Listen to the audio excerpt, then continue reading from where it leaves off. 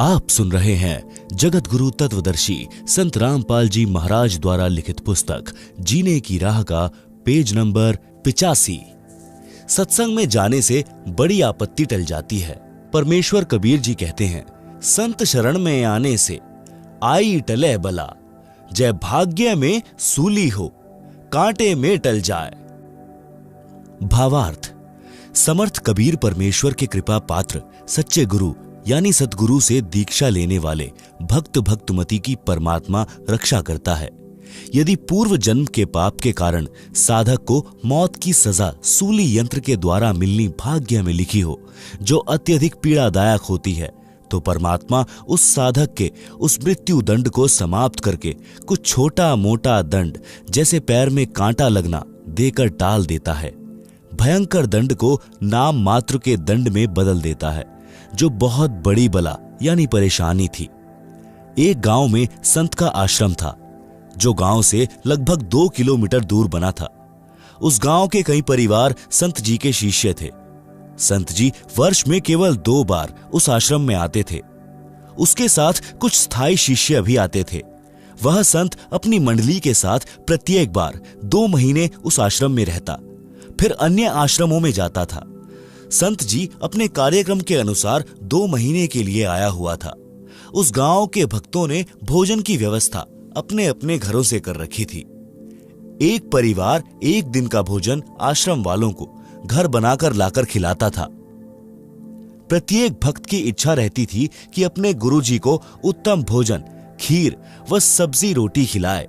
एक परिवार का भोजन का दिन था। उस दिन दूध खराब हो गया। उस माई का नाम कस्तूरी था। उसी के पड़ोस में एक परिवार था, जिसमें केवल 2 मां बेटा थे। कारण यह था कि उस बहन रामो के पति की मृत्यु उस समय हो गई जब लड़का 2 वर्ष का था। उस बहन ने एक घटना देखी थी कि उसके परिवार में दूसरे दादसरे की संतान में एक बहू विधवा हो गई थी। एक पुत्र 3 वर्ष का था। उसने अपने देवर से शादी कर ली। देवर भी शादीशुदा यानी मैरिड था। देवर से भी उसको एक पुत्र प्राप्त हो गया। देवर देवरानी उससे मजदूर के समान बर्ताव करते थे। रूखा सूखा झूठा टुकड़ा पहले बेटे तथा माता को देते थे, जिस कारण से लड़के ने बड़ा होने पर आत्महत्या करनी पड़ी। वह भी पागल होकर कहीं चली गई। सब देवर जेठ बुरे नहीं होते। इस घटना को याद करके उस रामो बहन ने जेठ देवर से विवाह नहीं किया। लत्ता नहीं ओढ़ा। अपने बेटे कर्मपाल को पाला पोसा, मेहनत मजदूरी की। कुछ जमीन भी थी, उसी में मेहनत करके गाय भैंस को पालती थी। अपने बेटे को अच्छा घी दूध पिलाती खिलाती थी। विचार करती थी कि बेटा शीघ्र जवान हो जाएगा, इसका विवाह करूंगी, यह अपने कार्य को संभाल लेगा, मैं सुख का जीवन जीऊंगी। परंतु सत्संग बिना ज्ञान नहीं, ज्ञान सद्गुरु देता है। भक्ति बिना जीव सुखी नहीं हो सकता, चाहे कितना ही धनी क्यों ना हो। आप सुन रहे हैं जगत गुरु तत्वदर्शी संत रामपाल जी महाराज द्वारा लिखित पुस्तक जीने की राह का पेज नंबर 86। सिर पर पिता का साया नहीं था। बेटा मां के लाड़ से बिगड़ता ही है। मां का स्वभाव अपनी संतान को सर्व संभव सुख देना होता है।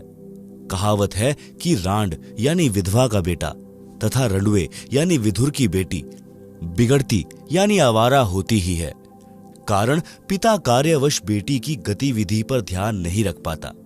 मां बेटे की गतिविधि पर ध्यान नहीं दे पाती। बेटी को तो अपने साथ रखती है, जिस कारण से कर्मपाल नशा करने लगा। माता से झगड़ा करके रुपए या बाजरा ज्वार चना ले जाता, उसे बेचकर नशा करता था। मां सारा दिन रोती रहती थी कि सोचा क्या था, यह कैसी कर्म गति। आगे से आगे सब उल्टा हो रहा है, जिस चिंता के कारण दुबली पतली हो गई थी। भक्तमती कस्तूरी अपनी पड़ोसन रामो यानी राम प्यारी के घर गई। पहले कुशल मंगल की औपचारिकता करते हुए पूछा कि बेटा क्या कर रहा है, कैसे हो मां बेटा। यह बात सुनकर बहन रामो रोने लगी और बोली कि बहन कैसे भी नहीं है, लड़का बिगड़ गया है, नशा करता है, कहना नहीं मानता है, झगड़ा करता है, गाली गलौज पर उतर आता है, आपको तो पता है परिवार तथा गांव वालों ने मेरे ऊपर कितना दबाव डाला था जेठ का लत्ता ओढ़ने यानी पति के बड़े भाई से पुनः विवाह करने के लिए। मैंने राजवंती की घटना से डरकर जेठ से विवाह नहीं किया, अपने बेटे को सुखी देखने के लिए। आज इसने उससे भी अधिक दुख दे दिया। मन करता है कि कहीं चली जाऊं या आत्महत्या कर लूं। भक्तमती कस्तूरी ने कहा कि बहन, गलत बात नहीं सोचा करते, बड़ा होकर सुधर जाएगा। आप मर गई तो तेरे को पता है चाचे ताऊ सारी जमीन हड़प लेंगे, लड़के को अधिक नशा कराकर मार डालेंगे। ऐसा विचार न कर। एक काम करो, मेरे साथ सत्संग में चला करो। यहां अकेली के मन में ऐसे विचार आते रहेंगे। सूख कर कांटा हो गई हो। रामो बोली, ना बहन ना, मेरे को तो नगर के लोग वैसे ही शक की नजर से देखते हैं। कोई व्यक्ति किसी कार्यवश घर आ जाता है तो छतों पर चढ़कर एक आंख से देखते हैं। आपके तो सिर पर धनी पति है। मैं सत्संग में चली गई तो जीना हराम कर देंगे, मुझे मरना ही पड़ेगा। बहन यूं बता, आज सुबह सुबह कैसे आना हुआ? कस्तूरी ने कहा कि बहन, आपको तो पता ही है कि हमारे गुरुजी आश्रम में ठहरे हैं। आज भोजन कराने की बारी मेरी है। बहन खीर बनानी थी, दूध खराब हो गया, कुछ दूध उधारा दे दे, कल लौटा दूंगी। यह बात सुनकर बहन रामो में करंट सा आया और दूध निकालकर बाल्टी खूंटी यानी हैंगर से लटका रखी थी, उठकर सारा का सारा दूध कस्तूरी की बाल्टी में डाल दिया। कस्तूरी ने कहा कि बहन कुछ तो रख ले। रामो बोली, बहन न जाने कौन से जन्म का पुण्य उदय हुआ है, मुझ निर्भाग का दूध पुण्य में लगेगा। बस बहन ले जा, संतों भक्तों को भोजन करा। कस्तूरी बहन आश्चर्यचकित थी कि सारा का सारा दूध तो मैं सत्संगी होते हुए भी नहीं दे सकती थी, किलो 2 किलो तो रखती। बहन रामो को तो सत्संग की प्रेरणा की आवश्यकता है। आप सुन रहे हैं जगत गुरु तत्वदर्शी संत रामपाल जी महाराज द्वारा लिखित पुस्तक जीने की राह का पेज नंबर 87। उस दिन तो कस्तूरी को समय नहीं मिला। अगले दिन के 11-12 बजे रामो के घर गई। गांव में 12 से 2 तक दिन का समय महिलाओं को बातें करने का मिल जाता है।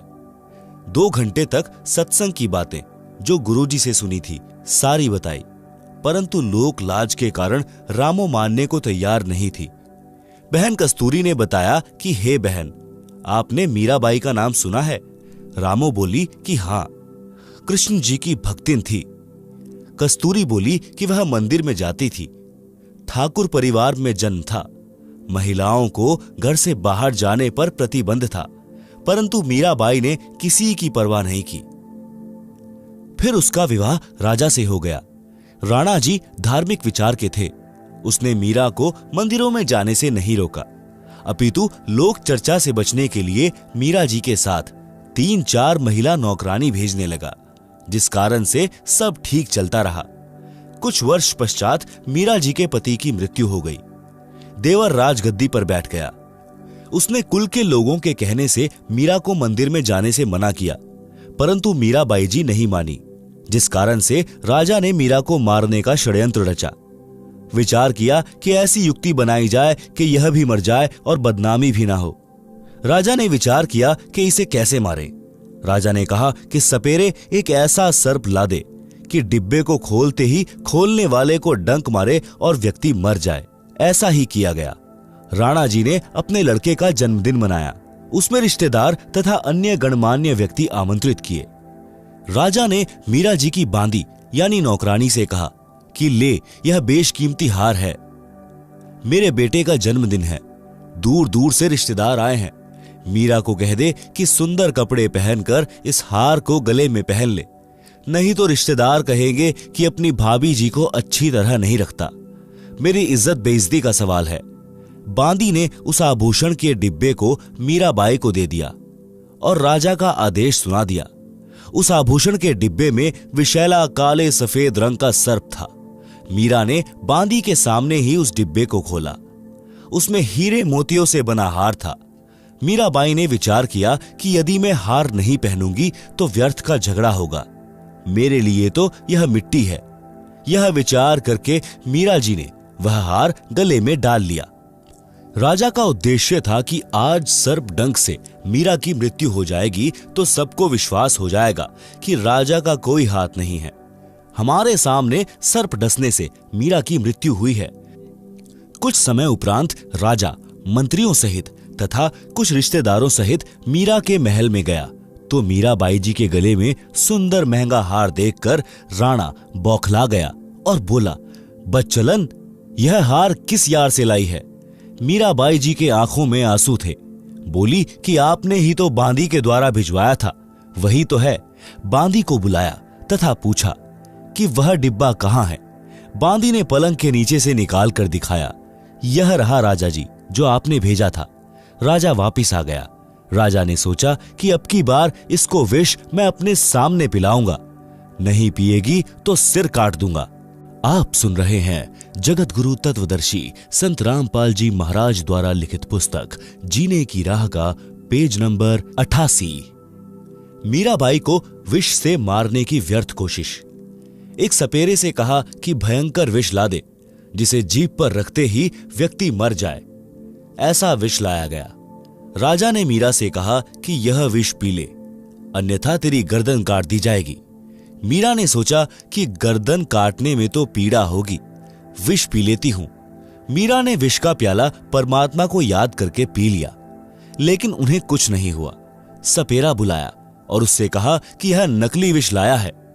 सपेरे ने कहा कि वह प्याला कहां है। उसे प्याला दिया गया।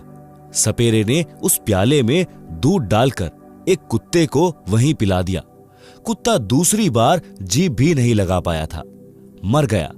राजा ने देख लिया कि यह किसी तरह मरने वाली नहीं है, तब उसको मंदिर जाने से नहीं रोका। उसके साथ कई नौकरानी तथा पुरुष रक्षक भी भेजने लगा कि लोग यह नहीं कहेंगे कि आवारागर्दी में जाती है। मीरा को सतगुरु शरण मिली। जिस श्री कृष्ण जी के मंदिर में मीराबाई पूजा करने जाती थी, उसके मार्ग में एक छोटा बगीचा था। उसमें कुछ घनी छाया वाले वृक्ष भी थे। उस बगीचे में परमेश्वर कबीर जी तथा संत रविदास जी सत्संग कर रहे थे। सुबह के लगभग 10 बजे का समय था।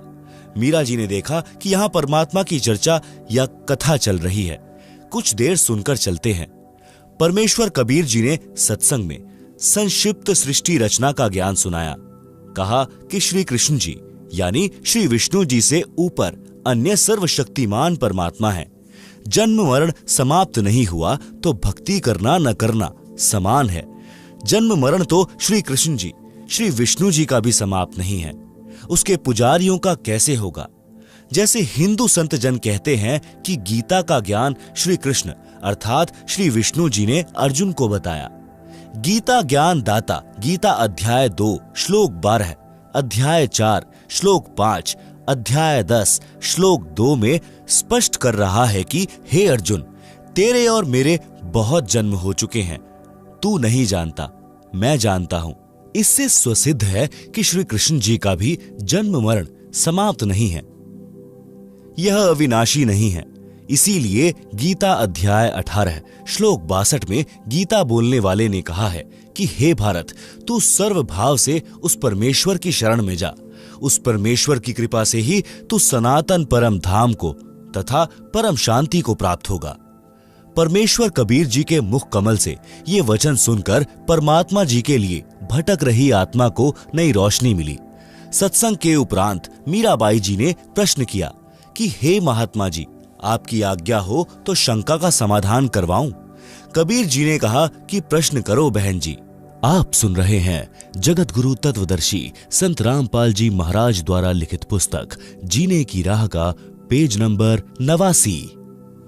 प्रश्न, हे महात्मा जी, आज तक मैंने किसी से नहीं सुना कि श्री कृष्ण जी से ऊपर भी कोई परमात्मा है। आज आपके मुख से सुनकर मैं दोराहे पर खड़ी हो गई हूं। मैं मानती हूं कि संत झूठ नहीं बोलते। परमेश्वर कबीर जी ने कहा कि आपके धार्मिक अज्ञानी गुरुओं का दोष है, जिन्हें स्वयं ज्ञान नहीं कि आपके सदग्रंथ क्या ज्ञान बताते हैं। देवी पुराण के 3 स्कंद में श्री विष्णु जी स्वयं स्वीकारते हैं कि मैं यानी विष्णु, ब्रह्मा तथा शंकर नाशवान है। हमारा आविर्भाव यानी जन्म तथा तिरोभाव यानी मृत्यु होता रहता है। लेख समाप्त। मीराबाई बोली कि हे महाराज जी, भगवान श्री कृष्ण मुझे साक्षात दर्शन देते हैं, मैं उनसे संवाद करती हूँ। कबीर जी ने कहा कि हे मीराबाई जी, आप एक काम करो, भगवान श्री कृष्ण जी से ही पूछ लेना कि आपसे ऊपर भी कोई मालिक है। वे देवता हैं, कभी झूठ नहीं बोलेंगे। मीराबाई को लगा कि वह पागल हो जाएगी यदि श्री कृष्ण जी से भी ऊपर कोई परमात्मा है तो। रात्रि में मीरा जी ने भगवान श्री कृष्ण जी का आह्वान किया। त्रिलोकीनाथ प्रकट हुए। मीरा ने अपनी शंका के समाधान के लिए निवेदन किया कि हे प्रभु, क्या आपसे ऊपर भी कोई परमात्मा है? एक संत ने सत्संग में बताया है। श्री कृष्ण जी ने कहा कि मीरा, परमात्मा तो है, परंतु वह किसी को दर्शन नहीं देता। हमने बहुत समाधि व साधना करके देख ली है। मीराबाई जी ने सत्संग में परमात्मा कबीर जी से यह भी सुना था कि उस पूर्ण परमात्मा को मैं प्रत्यक्ष दिखाऊंगा, सत्य साधना करके उसके पास सतलोक में भेज दूंगा। मीराबाई ने श्री कृष्ण जी से फिर प्रश्न किया कि क्या आप जीव का जन्म मरण समाप्त कर सकते हो? श्री कृष्ण जी ने कहा कि यह संभव नहीं। कबीर जी ने कहा था कि मेरे पास ऐसा भक्ति मंत्र है जिससे जन्म मरण सदा के लिए समाप्त हो जाता है। वह परम धाम प्राप्त होता है जिसके विषय में गीता अध्याय 15 श्लोक 4 में कहा है कि तत्व ज्ञान तथा तत्वदर्शी संत की प्राप्ति के पश्चात परमात्मा के उस परम धाम की खोज करनी चाहिए, जहां जाने के पश्चात साधक फिर लौटकर संसार में कभी नहीं आते। उसी एक परमात्मा की भक्ति करो। मीराबाई ने कहा कि हे भगवान श्री कृष्ण जी, संत जी कह रहे थे कि मैं जन्म मरण समाप्त कर देता हूं, अब मैं क्या करूं? मुझे तो पूर्ण मोक्ष की चाह है। श्री कृष्ण जी बोले कि मीरा, आप उस संत की शरण ग्रहण करो, अपना कल्याण कराओ। मुझे जितना ज्ञान था वह बता दिया। मीरा अगले दिन मंदिर नहीं गई, सीधी संत जी के पास अपनी नौकरानियों के साथ गई तथा दीक्षा लेने की इच्छा व्यक्त की तथा श्री कृष्ण जी से हुई वार्ता भी संत कबीर जी से साझा की। उस समय छुआछूत चरम पर थी। ठाकुर लोग अपने को सर्वोत्तम मानते थे। परमात्मा मान बढ़ाई वाले प्राणी को कभी नहीं मिलता। मीराबाई की परीक्षा के लिए कबीर जी ने संत रविदास जी से कहा कि आप मीरा राठौर को प्रथम मंत्र दे दो, यह मेरा आपको आदेश है। संत रविदास जी ने आज्ञा का पालन किया। संत कबीर परमात्मा जी ने मीरा से कहा कि बहन जी, वो बैठे संत जी, उनके पास जाकर दीक्षा ले लें। बहन मीरा जी तुरंत रविदास जी के पास गई और बोली, संत जी, दीक्षा देकर कल्याण करो। संत रविदास जी ने बताया कि बहन जी, मैं चमार जाति से हूं, आप ठाकुरों की बेटी हो, आपके समाज के लोग आपको बुरा भला कहेंगे, जाति से बाहर कर देंगे। आप विचार कर लें। मीराबाई अधिकारी आत्मा थी, परमात्मा के लिए मर मिटने के लिए सदा तत्पर रहती थी। बोली, संत जी, आप मेरे पिता, मैं आपकी बेटी, मुझे दीक्षा दो, भाड़ में पड़ो समाज। कल को कुतिया बनूंगी तब यह ठाकुर समाज मेरा क्या बचाव करेगा। सत्संग में बड़े गुरुजी यानी कबीर जी ने बताया है कि कुल करनी के कारणे हंसा गया बिगोए, तब कुल क्या कर लेगा जब चार पांव का होए। आप सुन रहे हैं जगत गुरु तत्वदर्शी संत रामपाल जी महाराज द्वारा लिखित पुस्तक जीने की राह का पेज नंबर 90। शब्दार्थ। कबीर परमेश्वर जी सतर्क कर रहे हैं कि हे भक्त यानी स्त्री पुरुष जो कुल परिवार व संसार की शर्म के कारण भक्ति नहीं करते, कहते हैं कि घर परिवार वाले व संसार के व्यक्ति मजाक करेंगे कि नाम दीक्षा लेकर दंडवत प्रणाम करते हो, अन्य देवी देवताओं की पूजा नहीं करते हो, श्राद्ध पिंडदान नहीं करते हो, तुम्हें शर्म आनी चाहिए। उन्होंने अपना मानव जीवन नष्ट कर लिया। भक्ति न करने से जब चार पैर के पशु यानी गधे, कुत्ते, सूअर, बैल आदि बनोगे, तब ये कुल व संसार के व्यक्ति क्या बचाव करेंगे। भक्ति ने बचाव करना था, वह की नहीं, इसलिए भक्ति करो। संत रविदास जी उठकर संत कबीर जी के पास गए और सब बात बताई।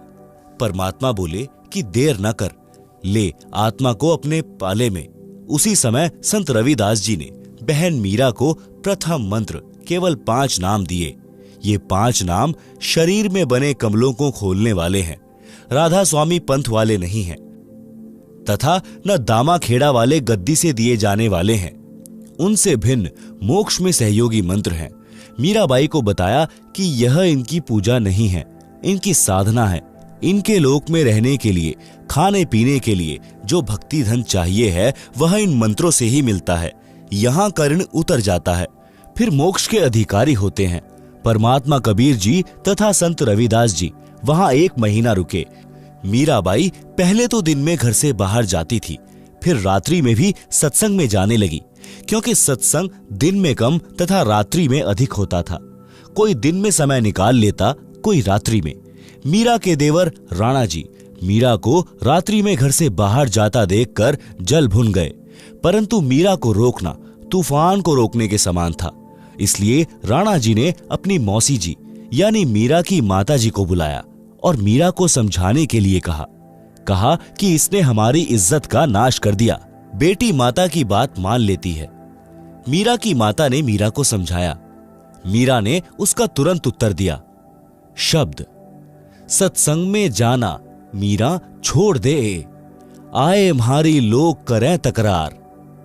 सत्संग में जाना मेरा ना छूटे री, चाहे जल के मरो संसार। थारे सत्संग के राहे में आहे वहां पे रहते हैं काले नाग। कोए कोए नाग तने डस लेवे, जब गुरु म्हारे मेहर करें री, अरी वह तो सर्प गंडेवे बन जावे। थारे सत्संग के राहे में आहे वहां पे रहते हैं बबरी शेर। कोए कोए शेर तने खा लेवे, जब गुरुआ की मेहर फिरे री, आरी वह तो शेरों के गीदड़ बन जावे। थारे सत्संग के बीच में आहे वहां पे रहते हैं साधु संत। कोए कोए संत तने ले रमे, तेरे री मन में माता पाप है री। संत मेरे माँ बाप है री, आरी ये तो कर देंगे बेड़ा पार। वो तो जात चमार है, इसमें मारी हार है। तेरे री लेखे माता चमार है री, मेरा सिरजनहार है री। आरी वे तो मीरा के गुरु रविदास। आप सुन रहे हैं जगत गुरु तत्वदर्शी संत रामपाल जी महाराज द्वारा लिखित पुस्तक जीने की राह का पेज नंबर 91। शब्दार्थ। मीराबाई की माता ने कहा कि हे मीरा, तू सत्संग में जाना बंद कर दे। संसार के व्यक्ति हमारे विषय में गलत बातें करते हैं। मीरा ने कहा कि हे माता, मैं सत्संग में जाना बंद नहीं करूंगी। संसार भले ही ईर्ष्या की आग में जलकर मर जाए। माता ने मीरा को भय कराने के लिए बताया कि जिस रास्ते से तू रात्रि में सत्संग सुनने के लिए जाती है, उस रास्ते में सर्प तथा सिंह रहते हैं, वे तुझे मार देंगे। मीरा ने उत्तर दिया कि मेरे गुरुजी इतने समर्थ हैं, वे कृपा करेंगे तो सिंह तो गीदड़ की तरह व्यवहार करेंगे और सर्प ऐसे निष्क्रिय हो जाएंगे जैसे गंडेवे प्राणी होते हैं। जो सर्प जैसे आकार के होते हैं, परंतु 6 या 8 इंच के लंबे और आधा इंच गोलाई के मोटे होते हैं, वे डसते नहीं। मीरा की माता ने फिर कहा कि सत्संग सुनने वाले स्थान पर कुछ युवा भक्त पुरुष भी रहते हैं, कोई तेरे को कहीं ले जाएगा और गलत कार्य करेगा। मीरा ने उत्तर दिया कि हे माता, आपके मन में दोष है, इसीलिए आपके मन में ऐसे विचार आए हैं। हे माता, वे संत व भक्त तो मेरे माता पिता के समान हैं, वे ऐसा गलत कार्य नहीं करते। मीरा की माता ने छुआछूत के कारण मीरा को रोकना चाहा। कहा कि हे मीरा, तेरा गुरु रविदास तो अनुसूचित जाति का चमार है, इससे हम राजपूतों की बेइज्जती हो रही है, सत्संग में जाना बंद कर दे। मीरा ने कहा कि हे माता, आपके विचार से मेरे गुरुजी अनुसूचित जाति के चमार हैं, मेरे लिए तो मेरे परमात्मा हैं, मैं उनकी बेटी, वे मेरे पिता हैं। सत्संग में जाना बंद नहीं होगा। यह कथा सुनकर राम प्यारी यानी रामू की आंखें सी खुल गई। अगले दिन कस्तूरी के साथ सत्संग में गई और एक सत्संग सुनते ही दीक्षा ले ली। फिर एक दिन के भोजन की सेवा मांगी। सब परिवारों ने कहा कि बहन, हम अपनी सेवा नहीं छोड़ सकते। गुरुजी अगली बार आएंगे, तब तेरी बारी लगवा देंगे। भक्तमती रामो को तो पल की भी चैन नहीं थी, रोने जैसा चेहरा कर लिया। उसी समय कस्तूरी बोली कि बहन, आगे जब मेरी बारी आएगी तो सुबह का भोजन मैं करा दूंगी, रात्रि का आप करा देना। आप सुन रहे हैं जगत गुरु तत्वदर्शी संत रामपाल जी महाराज द्वारा लिखित पुस्तक जीने की राह का पेज नंबर 92। रामों की खुशी का ठिकाना नहीं रहा, कहीं कहीं पैर टिके। बारी आने पर रात्रि का भोजन तैयार किया।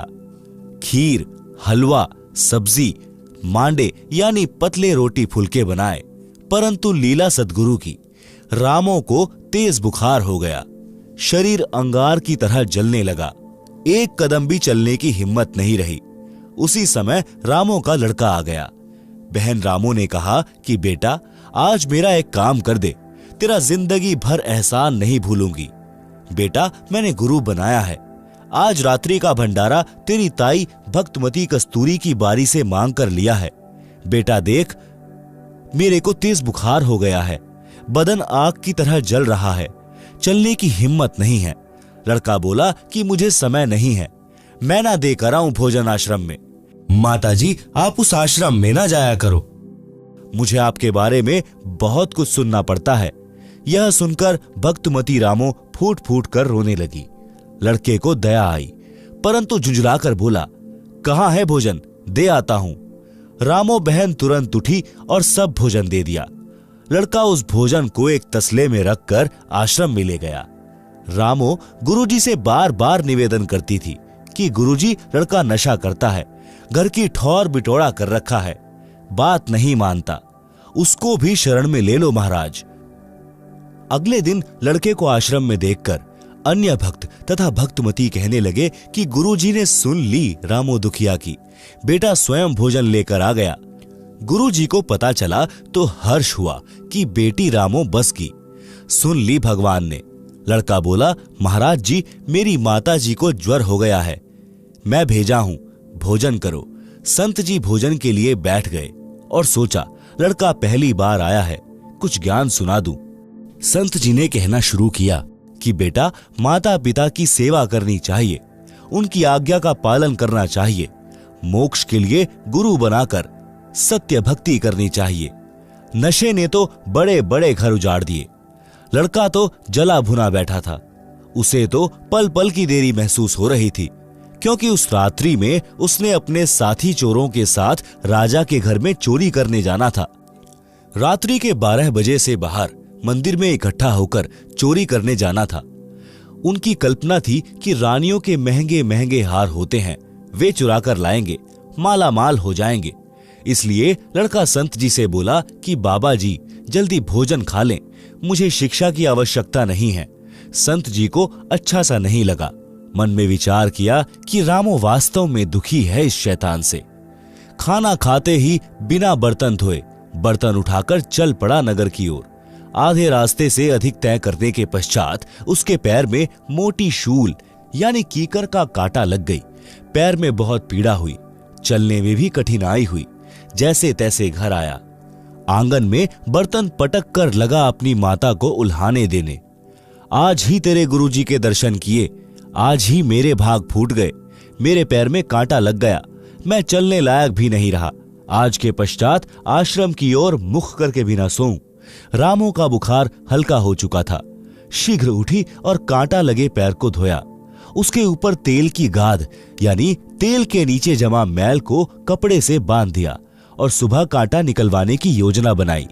लड़का अपनी माता से बहुत लड़ा, ओछी मंदी बातें भी कही, क्योंकि लड़के कर्मपाल को तो चोरी में शामिल न होने के कारण बहुत बड़ी हानि हुई लग रही थी। जैसे तैसे सुबह हुई, लड़के का कांटा निकलवा दिया। आप सुन रहे हैं जगत गुरु तत्वदर्शी संत रामपाल जी महाराज द्वारा लिखित पुस्तक जीने की राह का पेज नंबर 93। माता यानी रामो घर के कार्य में लग गई। कुछ देर में एक बैंड बाजा बजता हुआ आया। नगर निवासियों को पता होता था कि इस प्रकार का साज उस समय शहर में बजाया जाता है जब किसी को मौत की सजा दी जाती है। इसलिए प्रत्येक व्यक्ति अपने अपने घरों के बाहर खड़े हो जाते थे और जाना करते थे कि किसको किस कारण सूली तोड़ा जा रहा है। राजा के सिपाही उन चारों व्यक्तियों से कहलवा रहे थे कि अपना दोष बताओ। वे कह रहे थे कि हम राजा के घर चोरी करने गए थे, हमने घोर अपराध किया है, आज शाम को हमें सूली पर चढ़ाया जाएगा।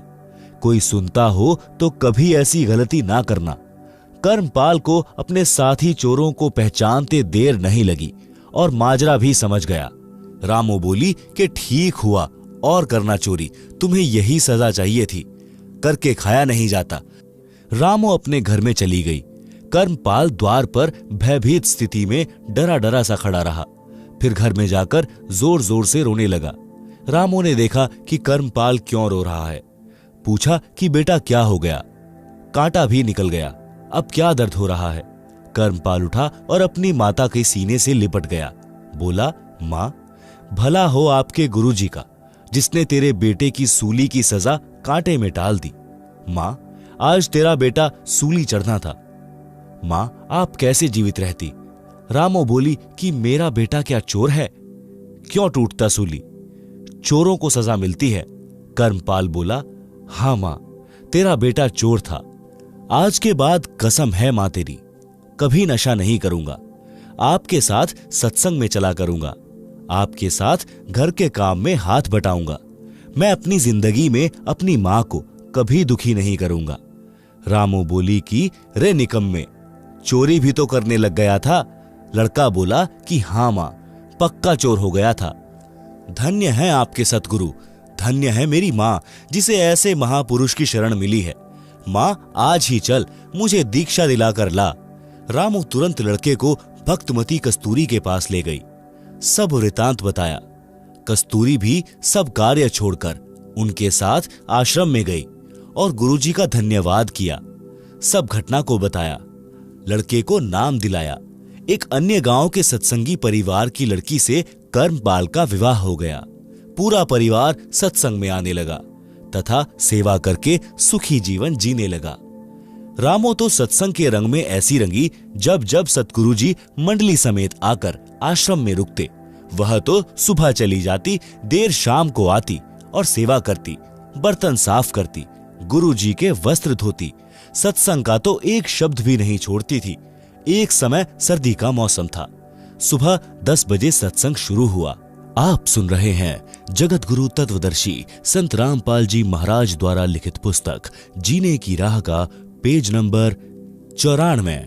गुरुजी ने रामो से बोला कि बेटी, वस्त्र धोला नदी पर, धूप थोड़ी देर रहती है, सत्संग के बाद जाएगी तो वस्त्र सूख नहीं पाएंगे। रामो बहन वस्त्र बाल्टी में डालकर चल पड़ी। नदी थोड़ी दूरी पर थी। कपड़े पानी में बाल्टी में भिगोकर सोडा डाल दिया। सोचा कि जितनी देर वस्त्र सोडा में भीगेंगे तब तक सत्संग सुनाती हूँ। आश्रम के बाहर दीवार के साथ कान लगाकर सत्संग वचन सुनने लगी। सत्संग समापन पर सत साहिब की ध्वनि सुनी तो रामो को कपड़े याद आए।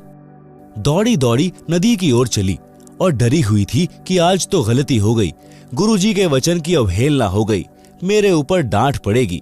गुरुजी नाराज हो गए तो मेरी तो सेवा पर पानी फिर जाएगा। हे भगवान, यह कौन बनी? इन्हीं विचारों में नदी पर पहुंची तो देखा कि बाल्टी खाली थी और वस्त्र धोकर झाड़ियों पर सुखा रखे थे जो सूख चुके थे। रामो उन बहनों से बोली जो पहले से नदी पर अपने वस्त्र धो रही थी कि हे बहनों, ये वस्त्र आपने धोकर सुखाए हैं क्या? सब अन्य महिलाएं रामो की ओर देखने लगी। एक बोली कि बहन, तेरा दिमाग चल गया है क्या या मजाक कर रही है? आप स्वयं तो कपड़े धो रही थी बेसब्री होकर, हमारे भी छींटे लग रहे थे। तेरे को टोका भी था कि धीरे धीरे कपड़े धो, तू खुद झाड़ियों पर सुखा कर गई थी, अब क्या भांग का नशा कराई है? रामो रोने लगी और सब कपड़े उठाकर बाल्टी में डालकर आश्रम की ओर चली। आश्रम में किसी सेवादार ने रामो को आश्रम के बाहर बैठे सत्संग सुनते देर तक देखा था। उसने गुरुजी को बताया कि आज आपके कपड़े गीले ही रहेंगे, क्योंकि रामो तो सत्संग समापन तक बाहर दीवार के कान लगाकर सत्संग सुन रही थी, अभी गई है कपड़े धोने। इतने में रामो ने आश्रम में प्रवेश किया और कपड़े गुरुजी के पास रखकर फूट फूट कर रोने लगी। संत जी ने कपड़े छुए तो पूर्ण रूप से सूखे थे। रामू से रोने का कारण पूछा तो बताया कि गुरुजी, आपने दुखी होकर स्वयं कपड़े धोए हैं। मेरे से गलती हो गई। मैंने ऐसे ऐसे सोचा था कि कुछ देर सत्संग सुनकर कपड़े धोऊंगी, परंतु ध्यान नहीं रहा। गुरुजी बोले कि बेटी, परमात्मा कबीर जी रामो बनकर कपड़े धो गए हैं। ज्यों बच्छा गऊ की नजर में, यूं साई कू संत, भक्तों के पीछे फिरे भक्त वत्सल भगवंत। शब्दार्थ, जैसे गाय अपने बच्चे के ऊपर एक टक नजर रखती है कि कोई पशु पक्षी या मनुष्य मेरे बच्चे को मार न दे, इसी प्रकार परमात्मा अपने भक्त के ऊपर दृष्टि रखता है। जैसे गाय का बच्चा खेलता कूदता किसी ओर दौड़ जाता है तो गाय भी उसके पीछे पीछे उसकी सुरक्षा के लिए दौड़ती है। इसी प्रकार परमात्मा जो भक्तों का हितकारी है, अपने भक्तों के पीछे पीछे फिरता है, उनकी सुरक्षा के लिए साथ रहता है। परमात्मा ने अब्राहिम सुल्तान अधम को नरक से निकालने के लिए बांदी रूप स्त्री बनकर शरीर पर कोरड़े खाए थे। बेटी, दुखी ना हो, तेरा उद्देश्य गलत नहीं था। परमात्मा तो सच्ची लगन व भाव के भूखे हैं। रामो शांत हुई, सत्संग से रामो बस गई, मोक्ष भी मिला। आप सुन रहे हैं जगत गुरु तत्वदर्शी संत रामपाल जी महाराज द्वारा लिखित पुस्तक जीने की राह का पेज नंबर 95। कबीर सतगुरु शरण में आने से आई टले बला, जय भाग्य में सूली लिखी हो कांटे में टल जाए। भावार्थ, समर्थ कबीर परमेश्वर के कृपा पात्र सच्चे गुरु यानी सतगुरु से दीक्षा लेने वाले भक्त व भक्तमती की परमात्मा रक्षा करता है। यदि पूर्व जन्म के पाप के कारण साधक को मौत की सजा सूली यंत्र के द्वारा मिलनी भाग्य में लिखी हो, जो अत्यधिक पीड़ादायक होती है, तो परमात्मा उस साधक के उस मृत्यु दंड को समाप्त करके कुछ छोटा मोटा दंड जैसे पैर में कांटा लगना देकर टाल देता है। भयंकर दंड को नाम मात्र के दंड में बदल देता है, जो बहुत बड़ी बला यानी परेशानी थी। चोर कभी धनी नहीं होता। कबीर परमेश्वर जी अपने विधानानुसार एक नगर के बाहर जंगल में आश्रम बनाकर रहते थे। कुछ दिन आश्रम में रहते थे, सत्संग करते थे, फिर भ्रमण के लिए निकल जाते थे। उनका एक जाट किसान शिष्य था, जो कुछ ही महीनों से शिष्य बना था। किसान निर्धन था, उसके पास एक बैल था। उसी से किसी अन्य किसान के साथ मेल जोल करके खेती करता था। 2 दिन अन्य का बैल स्वयं लेकर दोनों बैलों से हल चलाता था। फिर 2 दिन दूसरा किसान उसका बैल लेकर अपने बैल के साथ जोड़कर हल जोतता था। किसान अपने कच्चे मकान के आंगन में बैल को बांधता था। एक रात्रि में चोर ने उस किसान के बैल को चुरा लिया। किसान ने देखा कि बैल चोरी हो गया तो सुबह वह आश्रम में गया, गुरुदेव जी से अपना दुख साझा किया। गुरुदेव जी ने कहा कि बेटा, विश्वास रख परमात्मा पर, दान धर्म भक्ति करता रहे, आपको परमात्मा 2 बैल देगा। जो चुरा कर ले गया है वह पाप का भागी बना है। परमेश्वर की कृपा से बारिश अच्छी हुई, किसान भक्त की फसल चौगुनी हुई। भक्त किसान ने 2 बैल मोल लिए और उनको अच्छी खुराक खिलाई। बैल खागड़ो यानी सांडो जैसे ताकतवर हो गए। गांव में उसके बैलों की चर्चा होती थी। 1 वर्ष पश्चात वही चोर उसी क्षेत्र में चोरी करने आया। कहीं दाव नहीं लगा। उसने विचार किया कि जिसका बैल चुराया था उसके घर देखता हूं, हो सकता है कोई बैल ले आया हो। देखा तो 2 बैल खागड़ों जैसे बंधे थे। चोर ने दोनों चुरा लिए। किसान जागा तो बैल चोरी हो चुके थे। गुरुजी से बताया तो गुरुजी ने कहा कि बेटा, तेरे घर 4 बैल देगा भगवान। चोर कभी सेठ नहीं हो सकता। पाप पाप इकट्ठे करता है। रजा परमात्मा की, आशीर्वाद गुरुदेव का। बारिश ने किसानों की मौज कर दी। भक्त किसान के पास जमीन पर्याप्त थी, परंतु बारिश के अभाव से खेती थोड़े क्षेत्र में करता था। बारिश अच्छी हो गई। 2 बैल मोल लिए, 2 कर्जे पर लिए, खेती अधिक जमीन में की, 1 नौकर हाली रखा। 1 वर्ष में सब कर्ज भी उतर गया। बैल 4 हो गए, खागड़ों जैसे मोटे मोटे तगड़े तगड़े। मकान भी पक्का बना लिया। चोर 2 वर्ष के पश्चात उधर गया और पहले उसी किसान की स्थिति देखने गया। चोर ने देखा कि 4 बैल सांडों जैसे बैठे थे और चोर के पास 2 दिन का आटा शेष था। अधिक निर्धन हो गया था। आप सुन रहे हैं जगत गुरु तत्वदर्शी संत रामपाल जी महाराज द्वारा लिखित पुस्तक जीने की राह का पेज नंबर 96। चोर ने किसान को रात्रि में नींद से उठाया तो किसान बोला, कौन हो आप? चोर ने कहा कि मैं चोर हूं जिसने तेरे 3 बैल चुराए थे। किसान बोला, भाई मेरी नींद खराब ना कर, तू अपना काम कर, परमात्मा अपना कर रहा है, मुझे सोने दे। चोर ने पैर पकड़ लिए और बोला, हे देवता, मेरे से अब चोरी नहीं हो रही। एक बात बता, आपका चोर आपके सामने खड़ा है, आप पकड़ भी नहीं रहे हो। हे भाई, तेरा 1 बैल मैंने चुराया। तेरे घर अगले वर्ष 2 बैल खांगड़ों जैसे बंधे थे, वे दोनों भी मैं चुरा ले गया। आज 2 वर्ष पश्चात आपके आंगन में 4 बैल खांगड़ों जैसे बंधे हैं। मेरा सर्वनाश हो चुका है, बालक भी भूखे रहते हैं। मुझे मार चाहे छोड़, मुझे तेरे विकास का राज बता। मैं भी जाट किसान हूं, जमीन भी है, निर्धनता बेअंत है। भक्त किसान ने उसको कहा कि आप स्नान करो, खाना खाओ। चोर ने वैसा ही किया। फिर भक्त उस चोर को आश्रम में लेकर गया। गुरुदेव से सब घटना बताई। गुरुदेव ने चोर को समझाया। 7-8 दिन भक्त किसान ने अपने घर पर रखा और प्रतिदिन गुरु जी से मिलाकर सत्संग सुनाया। चोर ने दीक्षा ली। गुरु जी ने कहा कि भक्त बेटा, नए भक्त को 1 बैल दे दे उधारा, खेती करेगा तेरे पैसे लौटा देगा। भक्त ने कहा, गुरु जी ठीक है। भक्त किसान ने नए भक्त को 1 बैल दे दिया। नया भक्त प्रति महीना सत्संग में आता था। पूरे परिवार को नाम यानी दीक्षा दिला दिया। 2 वर्ष में वित्तीय स्थिति अच्छी हो गई। 1 बैल तथा 3 पहले वाले यानी चोरी वाले बैलों के रुपए लेकर चोर भक्त उस किसान भक्त के घर आया। उसके बच्चे भी साथ थे। किसान भक्त से उस चोर भक्त ने सब पैसे देकर कहा कि मुझे क्षमा करना, आपका उपकार मेरी 7 पीढ़ी भी नहीं उतार पाएगी। पुराना भक्त बोला कि हे भाई, यह सब गुरुदेव जी की कृपा है, उनका वचन फला है। आप यह सब रुपए गुरु जी को दान रूप में दो। मेरे को तो उन्होंने पहले ही कई गुना बैलों की पूंजी दे दी थी, मेरे काम की नहीं। दोनों भक्त गुरु जी के पास गए और सर्वदान राशि चरणों में रख दी। गुरु जी ने भोजन भंडारा यानी लंगर में लगा दी। सत्संग किया।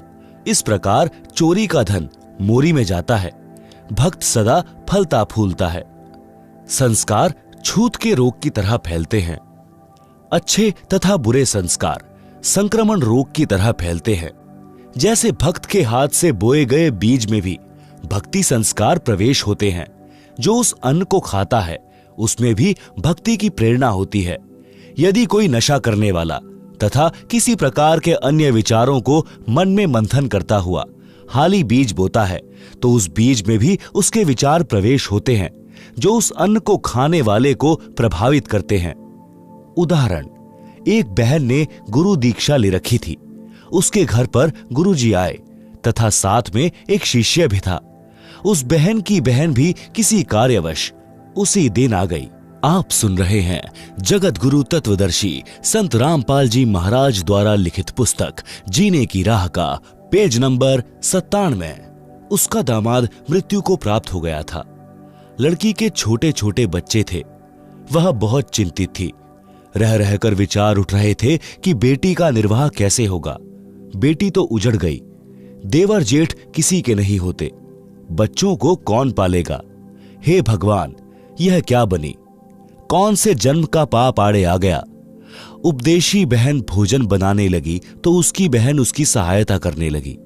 अधिक भोजन उस बहन ने बनाया जिसका दामाद मर गया था। संत भक्त खाना खाकर सो गए। सुबह भक्त ने गुरुदेव जी से कहा कि हे गुरुदेव, आज रात्रि में निद्रा के दौरान मन बहुत दुखी रहा, जैसे मेरा दामाद मर गया। बेटी के छोटे छोटे बच्चे हैं, उनकी बेहद चिंता सताती रही। इनका क्या होगा? कैसे निर्वाह होगा?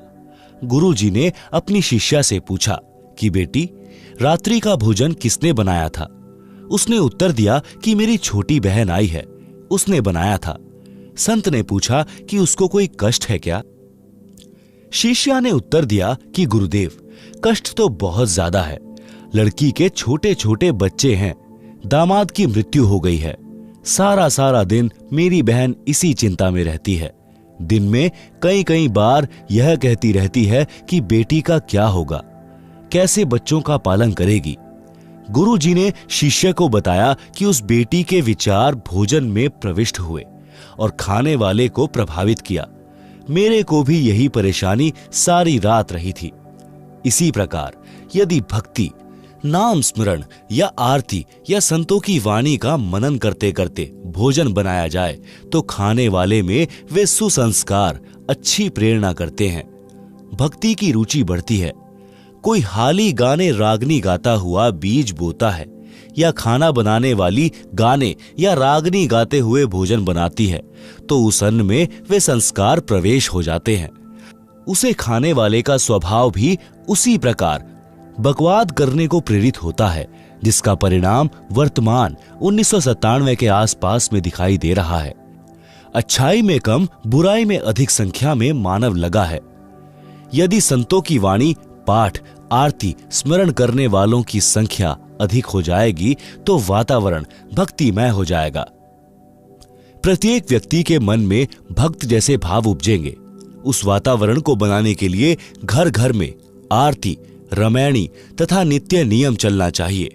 गुरु से दीक्षा लेकर नाम का स्मरण करना चाहिए, जिससे वातावरण में भक्ति के विचारों के तत्व अधिक भर जाएंगे तथा बुरे संस्कारों वाले विचार ऊपर उठ जाएंगे। भक्ति संस्कार ऑक्सीजन जानो तथा बुरे विचार कार्बन डाइऑक्साइड समझें। ऑक्सीजन रूपी भक्ति संस्कार के सिलेंडर खोलने पड़ेंगे, यानी सदग्रंथ साहिब के पाठ पर पाठ करने पड़ेंगे तथा तीनों समय की संध्या यानी नित्य कर्म करने होंगे, स्मरण करना होगा। भक्ति करने वालों की संख्या बढ़ेगी तो भक्ति के विचार भी पृथ्वी पर अधिक फैलेंगे, जिनसे प्रत्येक के मन में शांति का आभास होगा। सत्संग करने किसी के घर जाते थे तो पहले दिन तो हमारा भी मन अशांत सा हो जाता था।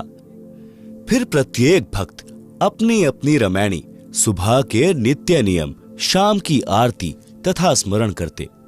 फिर सत्संग सुनाता। तब उस घर से बुरे विचार यानी कुसंस्कार निकल जाते। सुसंस्कारों की अधिकता होने से मन शांत होता।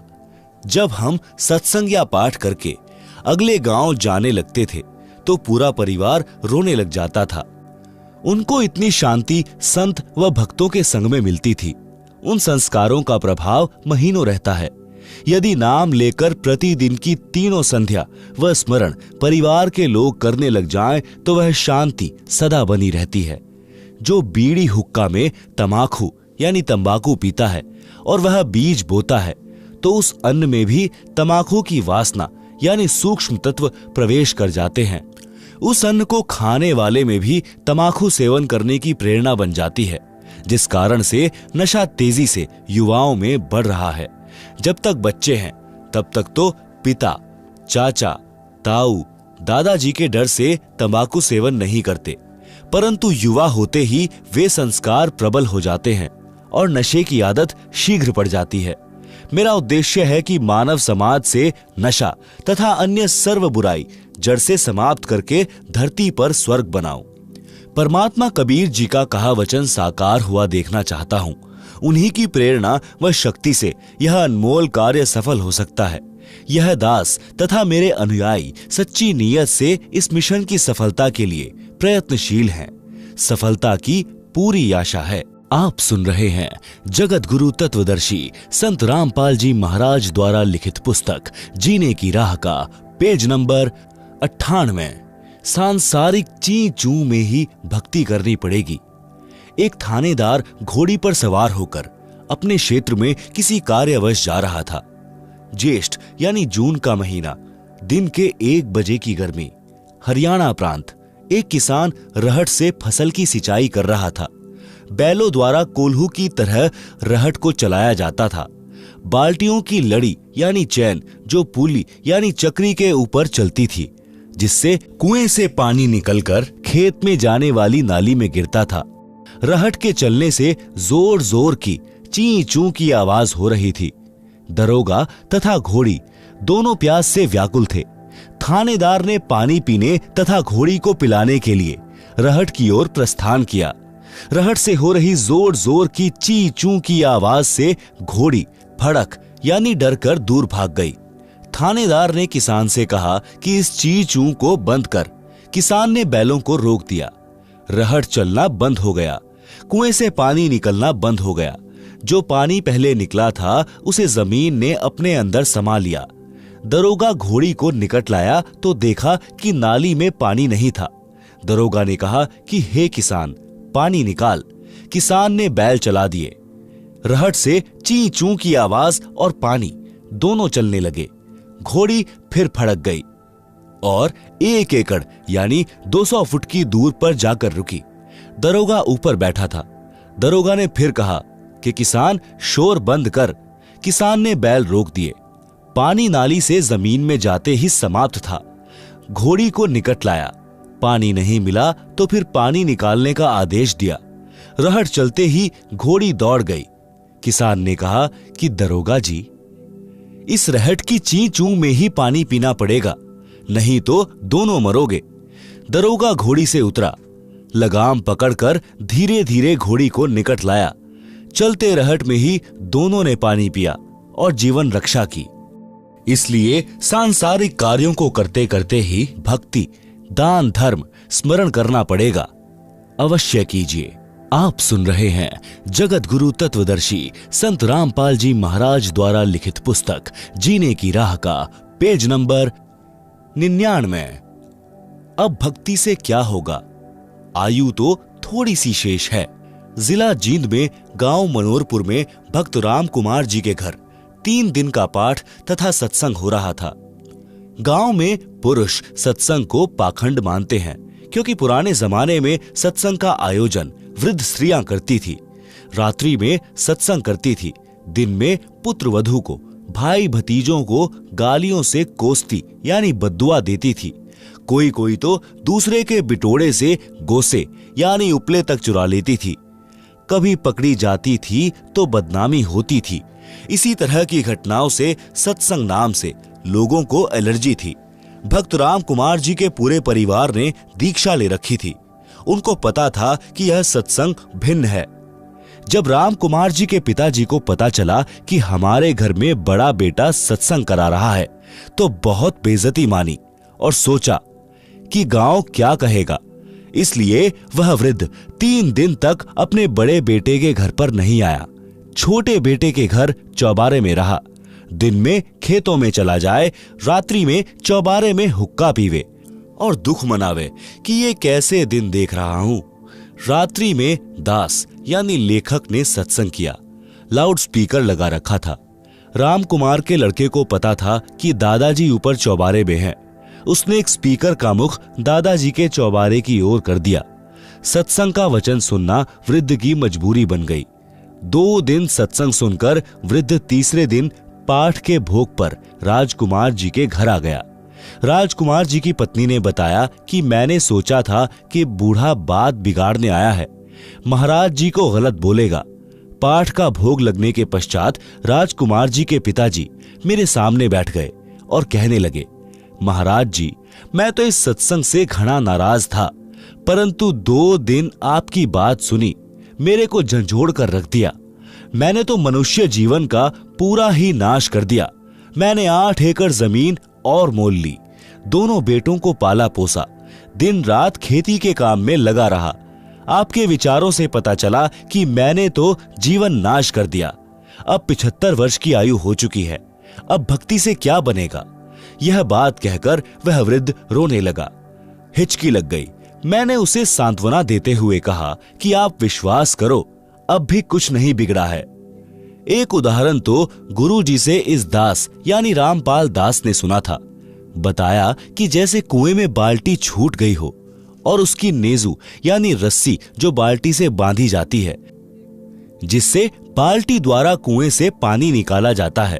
पुराने समय में कुएं लगभग 100-150 फुट गहरे होते थे, भी कुएं में जा रही हो। यदि दौड़कर नेजू को पकड़ने की कोशिश करने से नेजू की पूंछ यानी अंतिम सिरा भी हाथ में आ जाए तो कुछ भी नहीं गया, बाल्टी भी मिल गई और पानी भी प्राप्त हो गया। यदि यह विचार करें कि बाल्टी तो गई, जाने दे तो मूर्खता है। इसी प्रकार आपकी आयु रूपी नेजू की पुछड़ी यानी एंड बची है। अब दीक्षा लेकर सर्व नशा त्याग कर मर्यादा में रहकर साधना करो, मोक्ष हो जाएगा। उसी समय उस भक्त आत्मा ने दीक्षा ली और पूरी लगन के साथ भक्ति की। वह 85 वर्ष की आयु में शरीर त्याग कर गया, जीवन सफल किया। वह हुक्का पीता था, उसी दिन त्याग दिया और आजीवन हाथ भी नहीं लगाया। रामकुमार के छोटे भाई के परिवार ने भी नाम लिया। वृद्ध भक्त उनको स्वयं लेकर सत्संग आता था, भक्ति करने को कहता था। गांव मनोहरपुर के लोग आश्चर्यचकित थे कि इतना हुक्का पीने वाले ने कैसे हुक्का छोड़ दिया। हुक्का पीने वालों के पास भी नहीं बैठता। एक है चोट सिधारिया जिन मिलंदा चाहा। आप सुन रहे हैं जगत गुरु तत्वदर्शी संत रामपाल जी महाराज द्वारा लिखित पुस्तक जीने की राह का पेज नंबर 100। हरियाणवी कहावत है कि घाम का और ज्ञान का चमका सा लग गया करे। शब्दार्थ भावार्थ है कि भादुआ के महीने में धूप यानी घाम का जोर अधिक होता है। खेत में काम करने वालों को घाम मार जाता है। घाम मारना यानी धूप से शरीर में हानि होना, जिस कारण से शरीर में गर्मी बढ़ जाती है, ज्वर हो जाता है। इसको कहते हैं घाम मार गया। वह व्यक्ति वैद्य को कहता था कि मुझे तो पता भी नहीं चला कब घाम मार गया। वैद्य कहता था कि घाम का तो चकमा सा लगता है, यानी अचानक प्रभाव पड़ जाता है। इसी प्रकार जिनको ज्ञान का प्रभाव होना हो तो 1-2 बिंदु पर ही ज्ञान हो जाता है, भक्ति पर लग जाता है। चौधरी जीता जाट को ज्ञान हुआ। गांव खेखड़ा, जिला बागपत, उत्तर प्रदेश में लगभग 275 वर्ष पूर्व एक जीता राम जाट था। 900 बीघा जमीन थी। गांव का नंबरदार था, सबसे धनी तथा पंचायती आदमी था। सत्य का पक्ष लेता था, झूठ को महत्व नहीं देता था। उसी गांव खेखड़ा में एक संत घीसादास जी उस समय में सत्संग किया करते थे। वे चमार जाति से थे। उस समय छुआछूत चरम पर थी। संत घीसादास जी को परमेश्वर कबीर जी लगभग 7-8 वर्ष की आयु में जंगल में मिले थे। उनको यथार्थ ज्ञान तथा दीक्षा देकर अंतर्ध्यान हो गए थे। बड़े होकर संत श्री घीसादास जी सत्संग करने लगे। आसपास के व्यक्ति सत्संग सुनकर दीक्षा लेकर संकट मुक्त होने लगे। दिन में अपने निर्वाह के लिए कार्य करते तथा रात्रि में सत्संग सुनते थे। महीने में 2 दिन सत्संग करते थे। रात्रि के सत्संग में स्त्रियां पुरुष दोनों जाते थे। गांव में चर्चा चलने लगी कि रात्रि में स्त्रियों का जाना उचित नहीं है, कुछ भी अप्रिय घटना हो सकती है, इसलिए सत्संग को बंद करा दिया जाए। गांव खेखड़ा की पंचायत हुई। पंचायत में सत्संग बंद कराने का निर्णय लिया गया और यह संदेश स्वयं पंचायत का प्रमुख चौधरी जीताराम जी को कहा गया। चौधरी जीताराम जी संत घीसाराम जी के घर गए। उस दिन सत्संग चल रहा था। आप सुन रहे हैं जगत गुरु तत्वदर्शी संत रामपाल जी महाराज द्वारा लिखित पुस्तक जीने की राह का पेज नंबर 101। गांव की पंचायत के फैसले की चर्चा पूरे गांव में हो चुकी थी।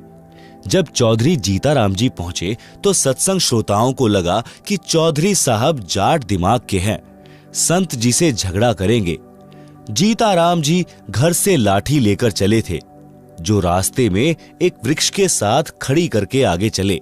विचार आया कि भक्त कोई झगड़ा थोड़े ही करते हैं, अच्छी सभा में लाठी लेकर जाना पंचायती को शोभा नहीं देता। सत्संग चल रहा था। चौधरी साहब ने विचार किया कि कुछ इसकी बात सुनता हूं, फिर कह सुन लूंगा। सत्संग में वही ज्ञान बताया गया जो आप जी हरलाल जी के प्रकरण में पढ़ाए हैं। चौधरी साहब तो भावुक हो गए। आंखों से आंसुओं की धारा बह चली। उठकर संत घीसा जी के चरणों में सिर रख दिया और कहा कि हे गुरुदेव, मुझ अपराधी को मार चाहे छोड़, गलती बहुत बड़ी कर दी है। मैं तुच्छ जीव सत्संग बंद करने का आदेश लेकर आया हूं। क्षमा करो प्रभु, आप दिल खोलकर सत्संग करो, कोई नहीं रोकेगा। संत घीसा जी ने कहा कि चौधरी साहब, जो काम करने आए थे वह कीजिए। जीता जाट फिर रोने लगा और बोला, क्षमा करो, मुझे दीक्षा दो। चौधरी जीताराम जाट जी भक्त बन गए। स्वयं भी रात्रि में सत्संग सुनने लगा। गांव खेखड़ा के घर घर में चौधरी साहब जीताराम जी की संत घीसाराम जी की शरण में जाने की निंदा होने लगी।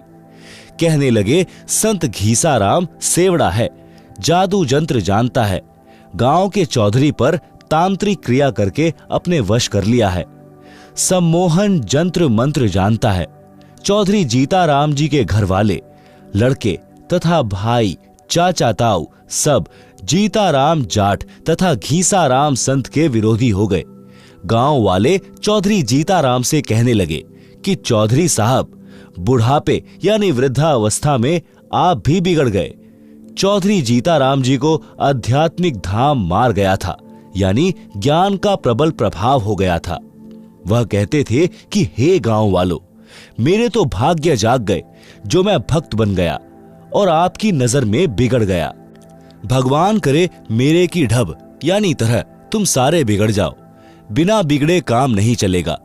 कुछ दिनों के पश्चात गांव की पंचायत हुई और संत घीसा दास जी तथा भक्त जीताराम जी को गांव छोड़ने का फरमान सुना दिया।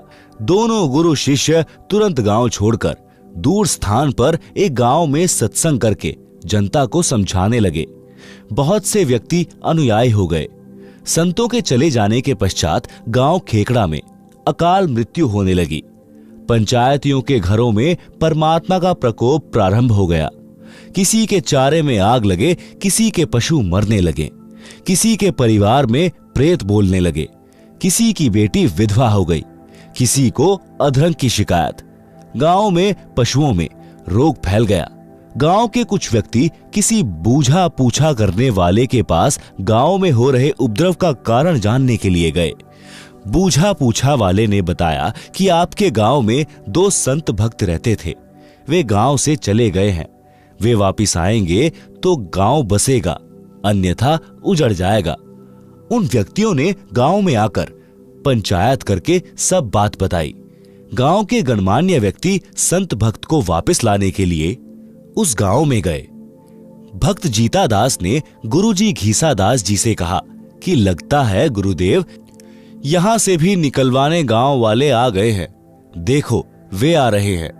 संत घीसा दास जी बोले, रख लो चद्दर कंधे पर, चलते बनेंगे।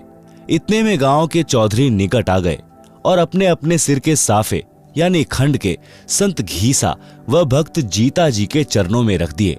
सब लोग बोले, महाराज जी गलती क्षमा करो,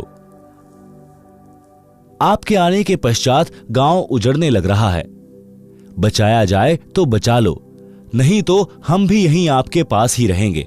उस गांव के व्यक्ति भी इकट्ठे हो गए। सर्व घटना का पता चला। वर्तमान गांव वाले कहने लगे कि चौधरियों, तुम बसोगे तो हम उजड़ेंगे। जब से ये 2 देवता गांव में आए हैं, गांव में किसी की तू तू मैं भी नहीं हुई। 2 बार बारिश हो चुकी है, देखो फसल लहला रही है। खेखड़ा वालों ने विशेष विनय की तो दोनों महापुरुषों ने लौटने की हां कर दी और वर्तमान गांव वालों से कहा कि हम समय समय पर आते रहेंगे। प्रत्येक पूर्णमासी को आप खेखड़ा आया कीजिए, परमात्मा कबीर जी सब ठीक रखेंगे। दोनों महापुरुषों के आते ही पूरे गांव में पूर्ण शांति हो गई। पशुधन स्वस्थ हो गया। अगले दिन भारी बारिश हो गई। किसान लोग फूले नहीं समा रहे थे। 36 बिरादरी खुश थी। सब उपद्रव बंद हो गए। आज तक उस गांव में संत घीसा दास जी तथा भक्त जीता दास जी के नाम के मेले लगते हैं। संत गरीब दास जी ने कहा है कि जिस मंडल साधु नहीं, नदी नहीं गुंजार, तज हंसा वह देशड़ा जम की मोटी मार।